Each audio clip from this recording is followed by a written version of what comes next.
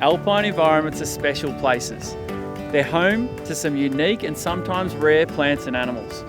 But they're also a place that thousands of visitors come to every year, for skiing in winter or for camping in summer.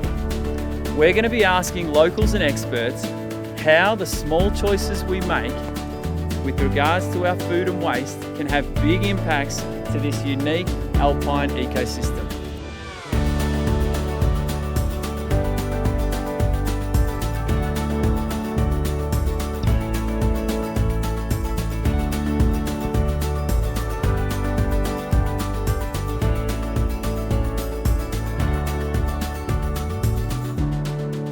The first thing I want to do is look at why alpine environments are different and what makes them special.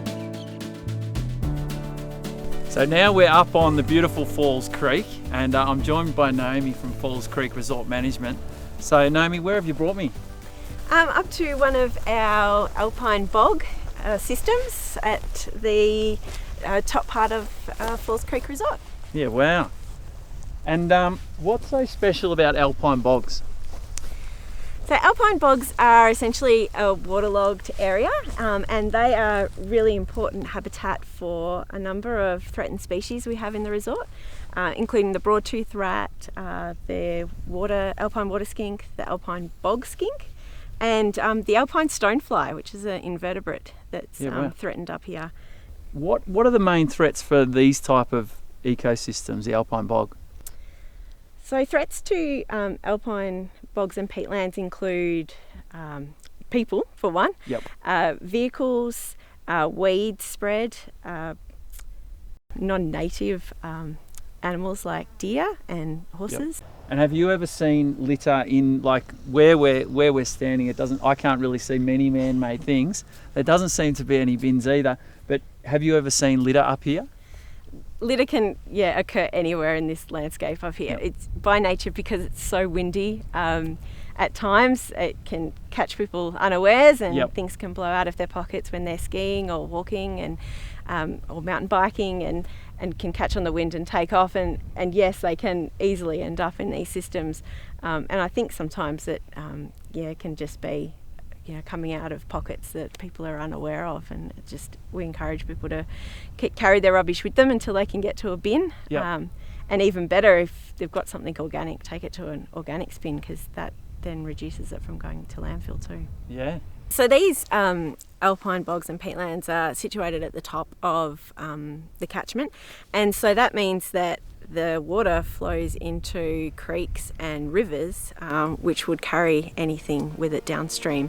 So it's really important that we keep these areas clean. We were then off to see George from Mount Hotham to see another unique alpine environment that has a special local species with an interesting sleeping habit.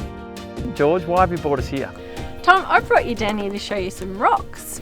Yep, okay. What's so special about these rocks? Well, these rocks are special because of a certain little animal that likes to live in amongst them, the mountain pygmy possum. So, the mountain pygmy possum is a very rare animal in Australia. It lives only in the alpine areas under the snowpack. Wow. Likes to go to sleep for 7 months of the year. Okay. Yeah. But when it does come out and wake up and run around, it likes to forage in amongst the little gaps that you can see in the rocks. So that's where it makes its home. So this is its unique habitat. So George, is there a reason these rocks are right next to the road if they're for the mountain pygmy possum? Yes, because the mountain pygmy possums some of the girls like to live above the road, and the boys like to live at the bottom on the downslope of the road. So what we needed to do was to create a link in the rock between there so that the animals could move through. And George, are they using the tunnel? They are using the tunnel. So as part of the work that we've done since the tunnel was built, we each spring come along and do trapping, and we catch the animals, and they have microchips in them.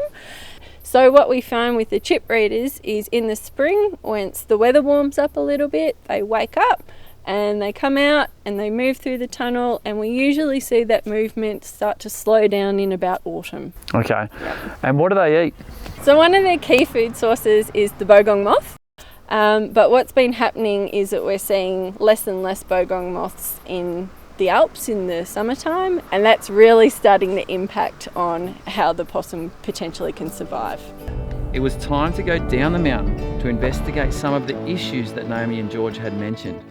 We met up with Joe, a local wildlife carer, to see firsthand how animals get impacted by food waste and litter in alpine environments. So, Joe, what type of animal do you usually get? Oh, I usually just do birds, like I don't do mammals, and I do lizards too. And do you get animals that come from the alpine areas? Oh yes, yeah, Yep. I get a fair few. Yeah, Yep. yeah. Now this raven, he came in and he had an infection. He was found on the ground with an infection, Yep. and it's something he's eaten.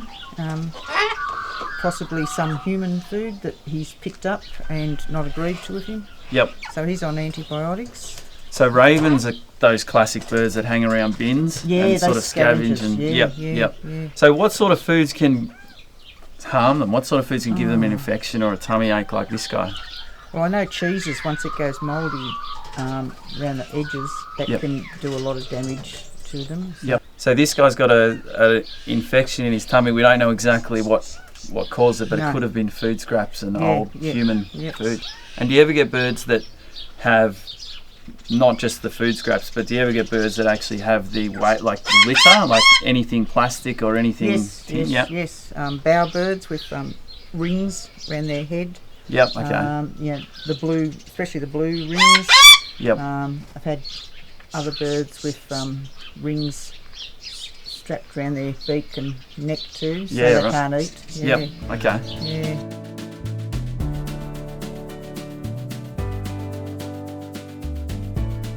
And Joe, you said there was a booble cow that had come from Falls Creek. Yep. Yeah. It was. He was found Tell on us the about him. ground in a car park, in a hotel car park. He had a bug of some sort. He was not very well. He was. When they're really quiet, there's something wrong. Could it affect an owl like this if they ate an animal that was sick already? Yeah, that had been it eating could. something? Okay. If a mouse had been eating, into human food or into poison or something like that, it could get eventually into the owl's body. Yep. Owls seem to store any poison in their fat tissue, and then when they get low, it affects them. You know what I mean? Oh, Like right. So it might not stress affect them levels. straight away. No. Yep. No. Oh, no. interesting. Okay. Yeah. Who would have thought that human foods like cheese could have such a devastating effect on animals like birds? In the next episode, I hear from the people who live and work on the mountain about what they do to help keep these threats at bay and protect their local ecosystems. First, I visit the kids at Falls Creek Primary School to get some local knowledge about how they go about keeping their home beautiful. Well, what's so special about these green bins? Then I visit Pricey to see in action how waste gets dealt with on the mountain. Right, so Pricey, where does our recycling go once it comes to you?